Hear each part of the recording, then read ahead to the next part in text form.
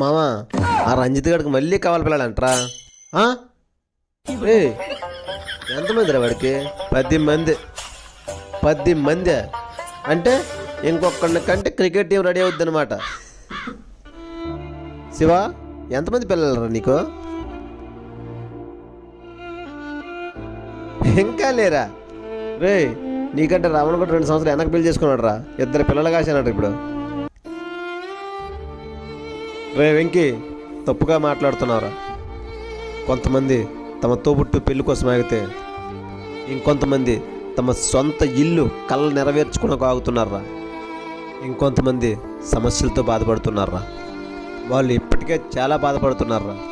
వాళ్ళని మనం గుచ్చి గుచ్చి అడిగి ఆ బాధను మరింత పెంచొద్దురా, ప్లీజ్ రా.